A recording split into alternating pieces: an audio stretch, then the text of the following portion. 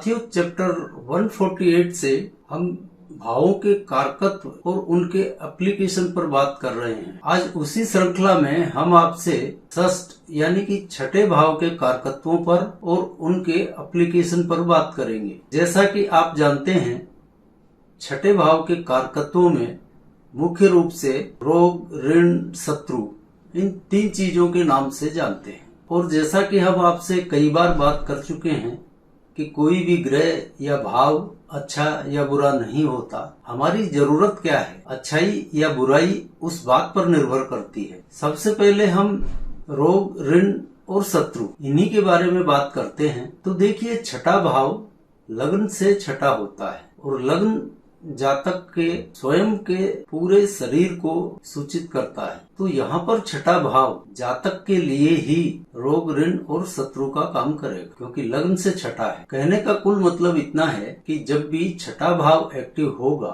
तो यह लग्न से छठा होने के कारण स्वयं जातक के रोग, ऋण या शत्रु के बारे में ही सूचित करेगा। लेकिन यहाँ पर एक बात ध्यान में रखिए कि छठा भाव तो सिर्फ माध्यम बने, उसका जो फल है वह उस ग्रह की दूरी पर निर्भर करेगा जो कि छठे भाव को एक्टिव कर रहा है। अब छठा भाव एक्टिव हो गया तो घबरा उठेंगे कि मर गए, अब तो छठा भाव यानी रोग, ऋण, शत्रु ये पीछे लग गए। तो ऐसा बिल्कुल नहीं है, इसमें घबराने की कोई जरूरत नहीं है। सभी के साथ ऐसा नहीं होता। यह सारे फल छठे भाव के क्या फल मिलेंगे और किस रूप में मिलेंगे, यह तो उस ग्रह की दूरी से ही तय करना पड़ेगा। और इस बात को समझाने के लिए आज हम आपको एक उदाहरण कुंडली दिखाते हैं, जो कि आप ऊपर साइड में देखेंगे। अब यहाँ पर मीन लग्न की आप एक कुंडली देख रहे हैं और यह जो केतु दूसरे भाव मेष राशि में बैठा हुआ है, तो यदि यह केतु नक्षत्र स्वामी हो तो इसके फल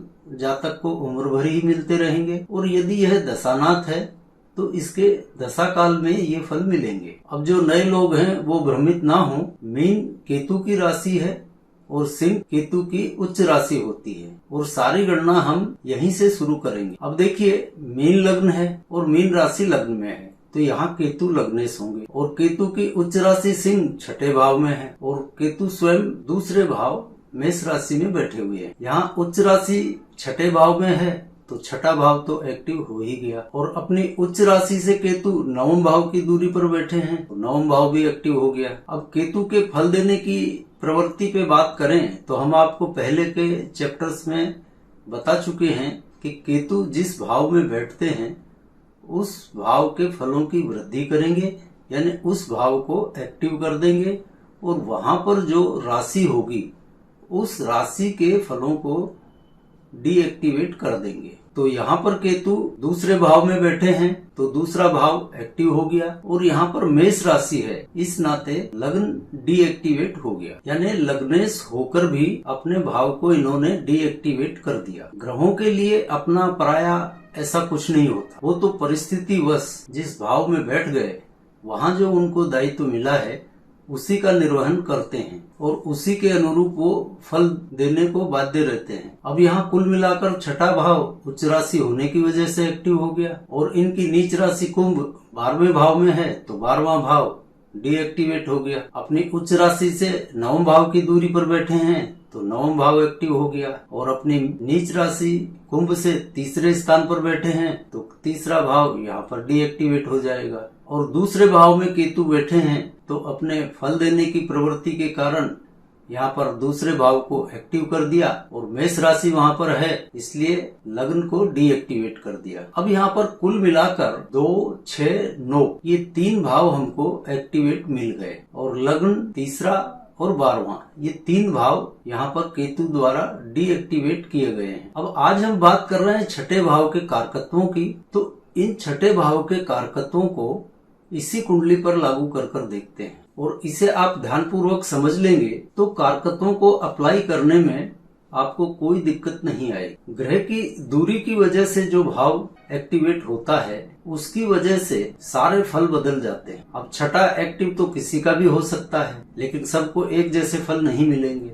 यही दूरी वाला भाव उन फलों में अंतर पैदा करता है और कभी कभी तो इतना अधिक अंतर होता है सोचा भी नहीं जा सकता। अब यहाँ इस कुंडली में आप देख रहे हैं कि केतु की उच्च राशि सिंह छठे भाव में है। तो यहाँ इस दशा अवधि में यानी केतु की इस दशा अवधि में सारा संचालन यही छठे भाव से होगा, क्योंकि छठा भाव यहाँ पर केतु की उच्च राशि होने की वजह से एक्टिव हो गया है। और इस उच्च भाव से केतु नवम भाव की दूरी पर बैठे हैं, तो यह नवम भाव यह फल है। छठा भाव माध्यम है, नवम भाव उसका फल है। मतलब यह है कि छठे भाव के माध्यम से जो भी फल प्राप्त होंगे वह नवम रूपी होंगे। अब यहाँ पर दूसरा भाव भी एक्टिव है, तो दूसरे भाव के फल भी मिलना तय है। अब यहाँ पर हम रोग, ऋण, शत्रु इन 3 कारकत्वों को इस कुंडली पर लागू करके देखते हैं। अब सबसे पहले देखिए कि यह केतु लग्नेश है और अपने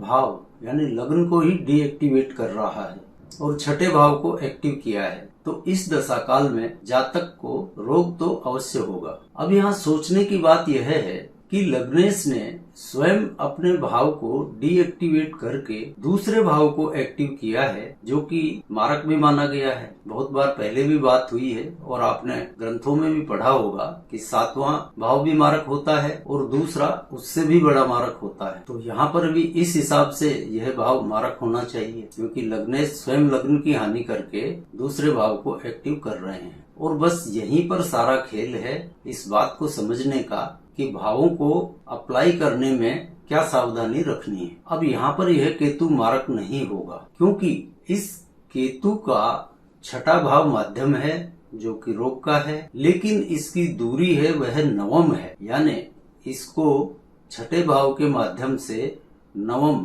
भाग्य मिलेगा। तो यहाँ रोग भी देगा, तो रोग पश्चात यह उसको भाग्य की वृद्धि भी देगा, विवेक भी देगा। यदि मान लीजिए ये मारक बन जाए तो जब जातक रहा ही नहीं तो भाग्य किसको देगा, इसलिए यह यहाँ पर मारक नहीं होगा। बहुत बारीक सा अंतर है, इसे थोड़ा सा समझ लीजिए अच्छी तरह से तो आपको आसानी रहेगी। अब बात करें ऋण के संदर्भ में, तो छठा भाव एक्टिव है तो ऋण तो करवाएगा, लेकिन यहाँ भी फल नवम है, क्योंकि दूरी नवम है। तो यह ऋण के द्वारा जातक के भाग्य की उन्नति करेगा, यानी यह जातक ऋण लेता है तो इसके भाग्य में वृद्धि ही होगी। अब छठा भाव एक्टिव है तो जातक को ऋण भी बहुत आसानी से मिलेगा। अब वह ऋण लेकर यह जातक कोई धंधा व्यापार कर ले या कहीं इन्वेस्ट कर दे तो इसको बहुत अच्छे लाभ की प्राप्ति होगी, क्योंकि यहाँ पर नवम अर्थात भाग्य का सहारा प्राप्त है। और वैसे भी आप यहाँ देखें तो वैश्य त्रिकोण के 3 सिरों में से दूसरा और छठा ये 2 यहाँ पर एक्टिव हो गए हैं।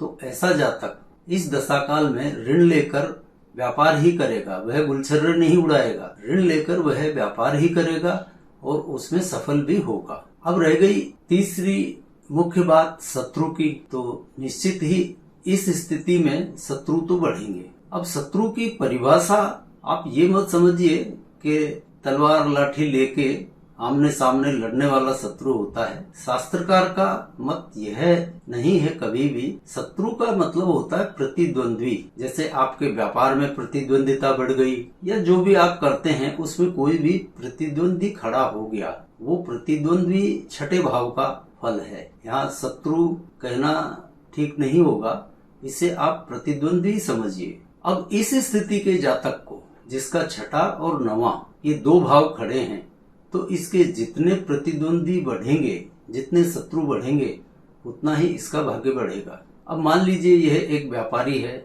और किसी मार्केट में किसी चीज का व्यापार करता है और यह अकेला ही है। अब जब भी इसका छठा भाव एक्टिव हुआ तो इसके जैसी ही वहां पर और 10-15 दुकानें खुल गई, यानी इसके प्रतिद्वंदी बढ़ गए। पहले अकेला यह एक चीज बेचता था, मनमाने दाम पे बेचता था, अब उसी चीज को बेचने वाले 10 लोग और खड़े हो गए, तो इसके शत्रु ही बढ़े यहाँ पर। लेकिन यहाँ चूंकि नवम है, फल नवम है, इसलिए यह उन प्रतिद्वंदियों के होते हुए भी व्यापार में और अच्छा मुनाफा कमाएगा। इसका कुल मतलब यही है। तो आपको जो मुख्य रूप से समझ में आ गया होगा कि रोग, ऋण, शत्रु छठे भाव को क्यों कहा गया है और इसका एप्लीकेशन कैसे करना है। अब यह हमने आपसे बात की मीन लगन में केतु दूसरे भाव में बैठा हो इस बात की। अगर मान लीजिए यही केतु दूसरे भाव की बजाय लग्न में बैठा होता, यानी लग्नेश लग्न में ही बैठा होता, तो इसके फल जमीन आसमान के बदल जाएंगे। और उसका कारण आप देख लीजिए, लग्न में बैठने की वजह से इसकी दूरी अपने उच्च भाव से अष्टम हो जाएगी और सारा गणित यहीं पर गड़बड़ा जाएगा। अब आप स्वयं इसकी गणना कीजिए, हमने जो आपको उदाहरण कुंडली दिखाई है उसके हिसाब से, और इन फलों को अप्लाई करके देखिए कि दूसरे भाव में केतु के बैठने से तो क्या फल मिले, ये हमने आपको बताया। अब आप इसको लग्न में रखकर और एक गणना करके देखिए कि इसको क्या फल मिलेंगे, फिर आपको बात पूरी तरह से स्पष्ट हो जाएगी। और यदि आपको नहीं समझ आए तो आप हमको बताइए, हम लग्न में भी इसको रखकर आपको आगे किसी चैप्टर में बताएंगे। अब और अन्य कारकत्वों की बात करें तो ननिहाल, मामा, मौसी, ये सब भी छठे भाव के कारकत्व हैं। पितरों पूर्वजों का भाव भी छठा ही होता है। इसके अतिरिक्त भय, अपमान, यह भी छठे भाव का कारकत्व है। व्यापार, साहूकारी यानी ऋण का लेन देन, यह भी छठे भाव का कारकत्व है। और सबसे बढ़कर यह भाव सरस्वती का भाव है, यानी अच्छा या बुरा ज्ञान इसी भाव से आता है। ज्ञान अच्छा होगा या बुरा होगा यह तो निर्भर करेगा दूरी पर, जैसा हमने उदाहरण कुंडली में आपको समझाया था, लेकिन यह फल इसी भाव का है। इस भाव का एक और प्रमुख फल होता है ब्रह्मचर्य का, कंवारेपन का। और यह तो आप समझ ही गए होंगे कि ब्रह्मचर्य से इस भाव को क्यों जोड़ा गया है, क्योंकि इस भाव का विरोधी भाव यानी सप्तम भाव वह द्वादश होता है, जो कि भोगों का भाव है, और यहाँ पर भोगों का अभाव होता है, इसलिए छठे भाव को ब्रह्मचर्य, कंवारेपन से जोड़ा गया है। अधिकतर सन्यासी आपको छठे भाव एक्टिव वाले ही मिलेंगे, यानी छठे भाव के एक्टिव रहने से जातक की वासना नियंत्रण में रहती है। और इसी भाव का एक अहम कारकत्व है किसी भी तरह का ऐब, व्यसन, और दूसरा झूठ बोलना। छठा भाव एक्टिव हो तो ऐसा जातक बहुत सफाई से झूठ बोलने में माहिर होता है। उसकी झूठ को जल्दी से कोई पकड़ नहीं पाता, बहुत सफाई से झूठ बोलता है। यदि इसके विपरीत छठा भाव डीएक्टिवेट हो तो ऐसा जातक सफाई से झूठ नहीं बोल पाता। उसके झूठ बोलते ही सामने वाला समझ जाता है, उसके चेहरे के हाव भाव बता देते हैं कि यह झूठ बोल रहा है। लेकिन छठा भाव एक्टिव हो, वो जातक इस तरह जचाकर झूठ बोलता है कि उसको आप पकड़ नहीं सकते, उसको बिल्कुल सत्य ही मानना पड़ता है। छठे भाव की एक और खासियत है चुगलखोरी की। चुगलखोरी भी छठे भाव का ही कारकत्व है। जैसे पंचम भाव के कारकत्वों में हमने आपको बताया था कि पंचम भाव जिसका एक्टिव हो वो किसी भी बात को आसानी से पचा लेता है, बात को इधर उधर नहीं करेगा। लेकिन जिस व्यक्ति का छठा भाव एक्टिव होगा उसको बात को इधर उधर करने की आदत होती है। उसके पेट के मरोड़ शांत ही नहीं होते यदि वह बात को इधर से उधर नहीं करते। यानी छठे भाव के दुर्गुणों में यह एक और दुर्गुण है चुगलखोरी करने का। छठा भाव जब भी एक्टिव हो वो जातक चाहे जितनी कोशिश कर ले, वो नहीं चाहते हुए भी उस बात को किसी न किसी के सामने बक ही देता है। और इसी छठे भाव के एक्टिव होने से जातक में कोई ना कोई व्यसन या ऐब जरूर होता है। ऐब अच्छा भी हो सकता है, बुरा भी हो सकता है, लेकिन ऐब जरूर होगा। ऐसे इसको एक्टिव करने वाले ग्रह की दूरी खराब स्थिति में है तो दारू, सिगरेट, बीड़ी, तंबाकू ऐसी किसी व्यसन का शौकीन हो जाएगा। और यदि किन्हीं अच्छे भावों का इसके साथ संबंध बन रहा है तो लिखने पढ़ने का लतियल हो जाएगा। मतलब कोई ना कोई ऐब या व्यसन इसमें होगा ही। ऐब का मतलब ये कि किसी भी अच्छी या बुरी बात की अति कर देना, और छठा भाव वहां तक ले जाता है। इन्हीं सब वजहों से छठे भाव को व्यसन का भाव कहा गया है। यानी जातक को एक बार जो व्यसन लग गया वह लग गया।